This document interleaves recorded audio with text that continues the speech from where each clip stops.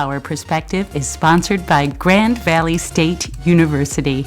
Please welcome McNair Scholar and Graduate Assistant for the University of Michigan and co-founder of Luck Incorporated, Mario Bueno. Thank you.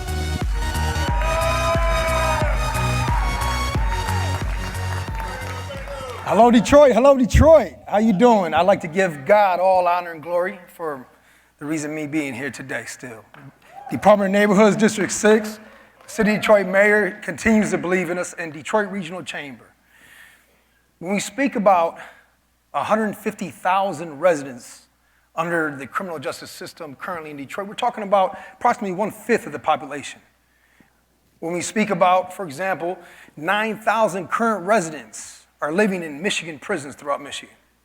When we speak about, for example, 8,400 probationers currently on probation, criminal supervision, with a daunting at any time 45% unemployment.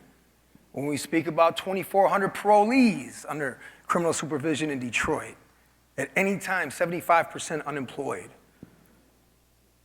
When we speak about the recidivism rate, we all love that 30% mark within 12 months, but unfortunately within 9 years, almost 89% recidivate, right?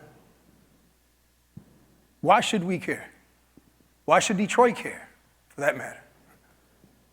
Because risk pushes investment away. As they say, blood is bad for business, correct? The high crime rate, the high murder rate, the assaults, the robberies, is pushing investment away. And at the end of the day, it's a liability on Detroit's balance sheet. So what can we do? Is there anything we can do? First and foremost, we can offer employment. The first mandate is to work the garden. Without a job, without the ability to provide basic needs for one's family, how can we even focus on self-actualization? We can't. We can provide mentorship. Mentor from the book, The Odyssey, right? Mentor was a trusted teacher, advisor, and counselor. You're looking at a gentleman here that served from 16 to 36 in 16 different adult prisons, 3 years in solitary before the age of 21. Am I an anomaly? In a sense, yeah.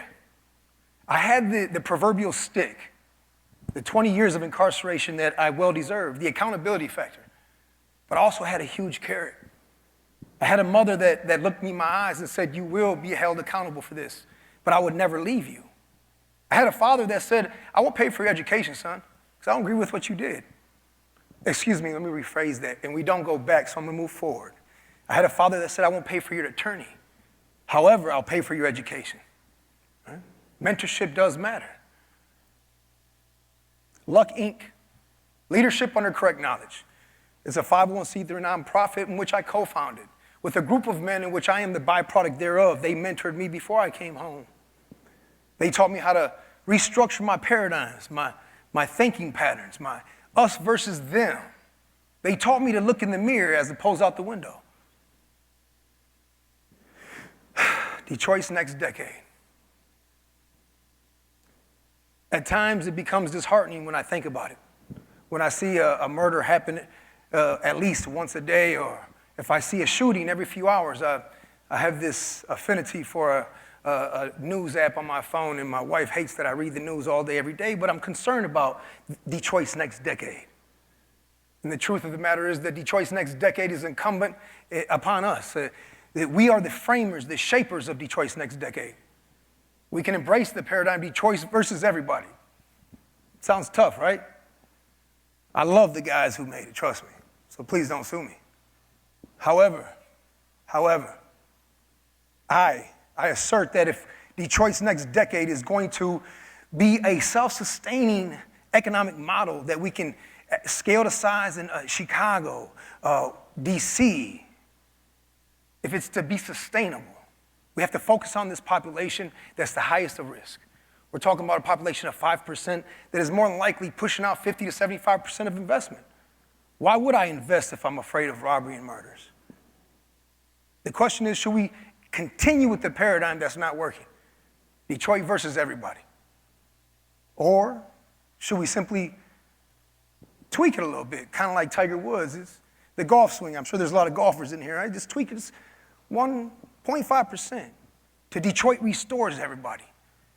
The Detroit doesn't need retribution and disconnectedness, but accountability for offenders, along with edification of behavior, education, opportunities, and a connectedness that they will never forget that they are a piece of the whole. For men like myself, I thank you and I love you, Detroit. That's my time.